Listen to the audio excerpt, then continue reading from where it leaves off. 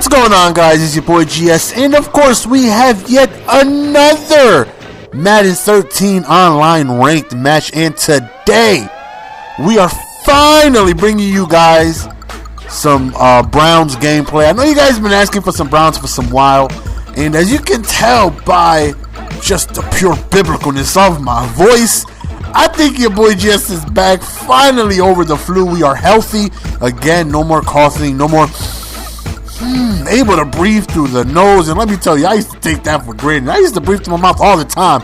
Now I may never breathe through my mouth again. It feels so good to be healthy. But as you see, it's a really good matchup. My opponent has the Chiefs, I have the Browns. This is the battle of the toilet bowl. Two of the worst teams of the game. I would give the edge slightly to the Chiefs of a better team just because they have Jamal Charles. They have a go-to weapon offensively where the Browns don't. They don't have that one stud that you can continuously just give the ball to and make things happen. Jamal Charles is that for the Chiefs. Browns do have Richardson, but he's nowhere near the effect of Jamal Charles. So I definitely have my work cut out for me defensively, because I'm pretty sure he's going to try to give the ball to Jamal Charles as much as possible. But the very first drive, he throws towards Arden up, so I said, no, soup for you. We end up getting an interception on the first drive, and of course we're using that Philly 5-1, but we end up taking a sack on our first possession. So, hopefully we can go ahead and take advantage of his miscue right there. We do a reroute, and we end up finding Watson over towards the right. And, the Browns, they don't have too many. Come on, Crips. The Browns don't have too many great weapons. Oh, he was open right there. We didn't overthrow him. So, again, this is just offense by committee. Whoever's open, I'm throwing a ball to. I'm not having preset eyes like I usually do. Right here, look at the win. Look at the win. I refuse to kick that field goal. There's no way I'm making it. So you guys figure, GS about to go for it. Oh, no, we still got that fourth down swag where we punt the ball. We pin him on the 2-yard line. That is the Madden gods rewarding us for using that fourth down swag in the very next play. Don't test the user.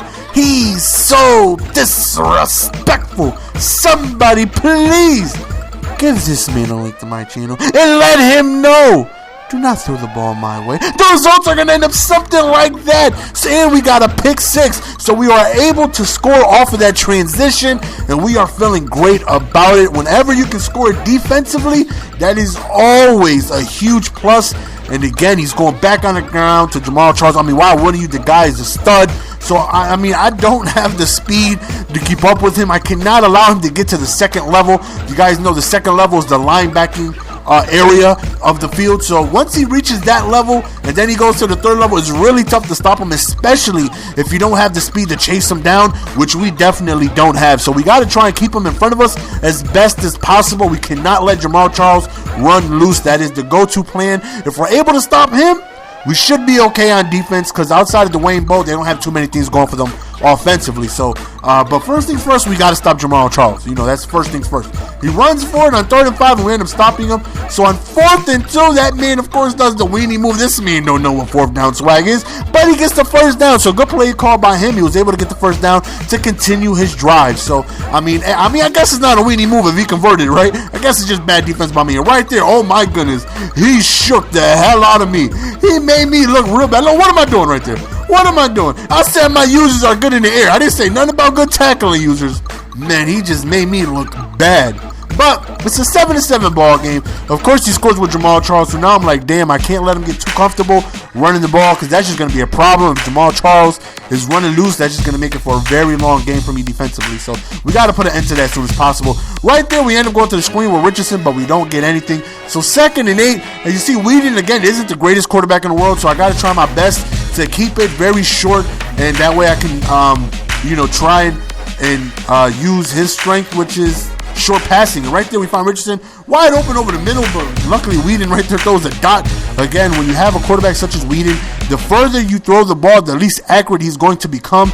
So I'm going to try my best to try and find receivers within 10 yards. And again, excuse me, this is play calling by committee. Whoever's open, I'm throwing it to. Usually if I have like Calvin Johnson, I'm staring him down the field all game. Here, not so much. I'm just looking for anybody who can just wiggle their way open. Right there, we try to go to Watson. We don't get too much. So a second and go, we try the screenplay, and it works. We end up dumping off to Richardson, and we get a touchdown. So we are up 14-7. And again, we're feeling good about our chances. We're liking what we're doing offensively. He's really not giving us too much of a problem offensively. So, I mean, as far as me on offense, again, he does have the Chiefs. They don't have the best defense in the world. So, I definitely feel confident being able to score against this team. And there goes Jamal Charles. We got to put a stop to this ASAP, man. So, right there, we stop him on 2nd and 14. That's exactly what we need. We need to force him to take Jamal Charles out of this ball game. Him making accurate throws like that isn't going to help. If I'm going to force him to pass, I'm going to need for him to do some bad passes. Right there again, we're focused on Jamal Charles, and we stop him in the backfield again.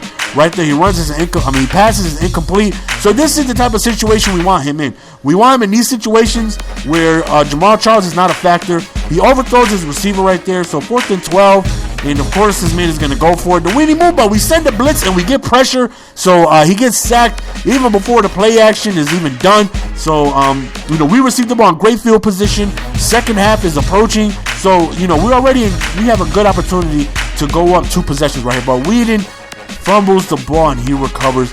I tried to slide, but it was too much just traffic there, and I end up getting hit and fumbling the ball. And there's nothing worse than, right before halftime when I'm about to score. Come on, Madden, give me a break. Right here, we send back-to-back blitzes, and we end up creating big pressure. 3rd and forever, he goes to Charles, but we end up stopping it short. So now it's 4th and forever, and of course, now you want to put the ball, huh? But look what we do. We end up taking Josh Cribbs, and he takes it to the crib right before halftime, and I know he is very upset. This man is pissed. That's why he's like, that's why I don't go for it on 4th down, man. That's why I don't put the ball. And this right here didn't work out how I thought it would. I remember somebody with 1 second on me did an onside kick. I caught the ball. I got tackled. Time ended. I was like, hey, that's a very smart way to do that. That way you can waste that last second. Because even on squib kicks, you're still technically taking a chance on somebody taking it back. I tried. It doesn't work out, but thankfully he misses the field goal. But again, back to that 4th down punt. He's probably like, see, that's why I always go for it. No, son, that is why you always go against the Madden guys, and they're sprinkling a little bit of Madden juice in my favor because you like to go for it on 4th down, son. Live it.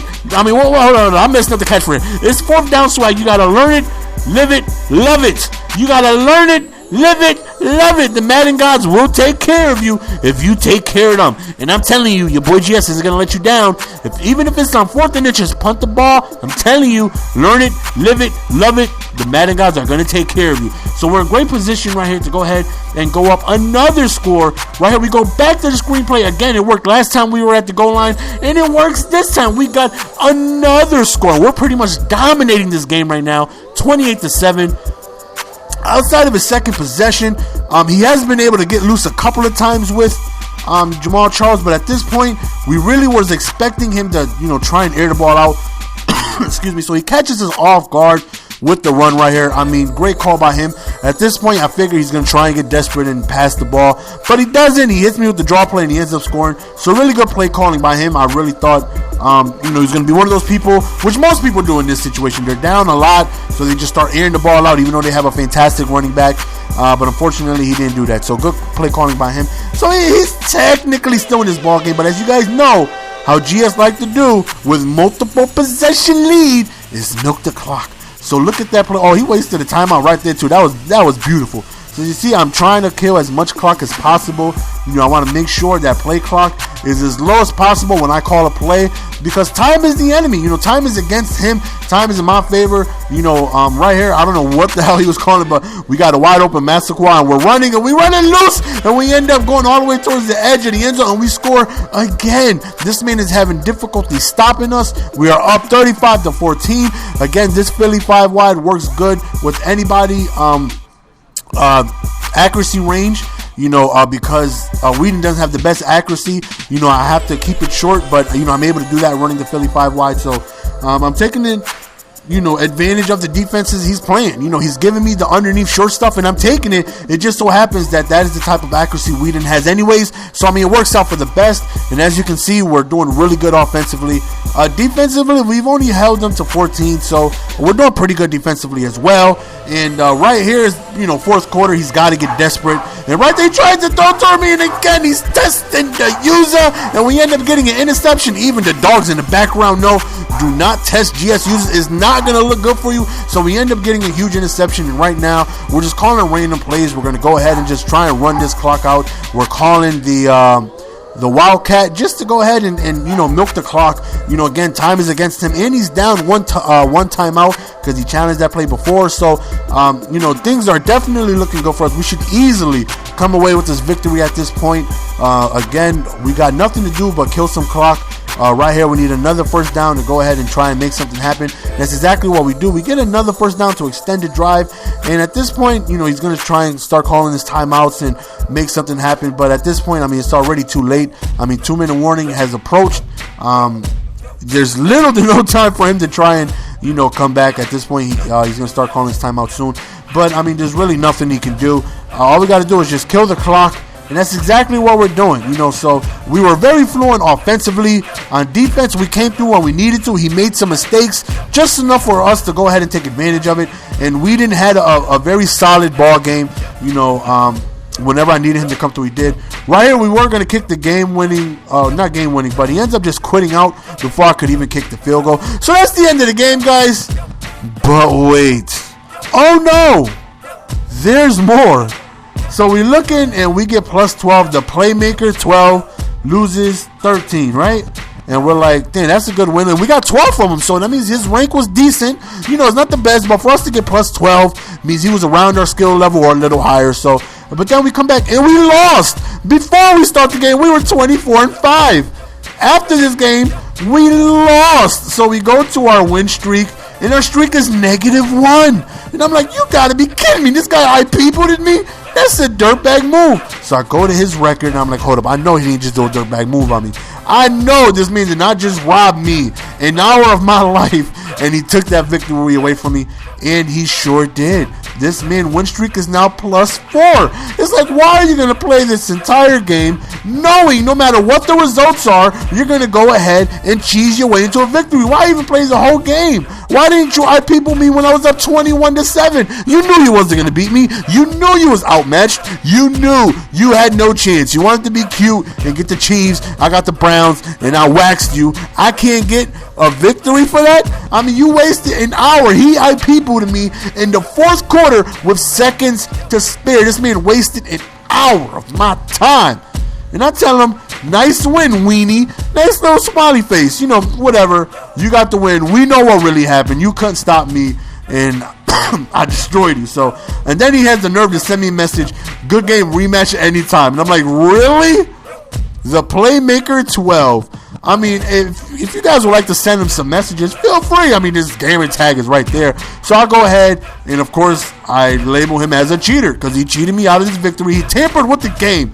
That's a no-no. Follow me on Twitter if you guys don't already. It's your boy, Jess, and I'm signing out. Peace. Give it to me, baby.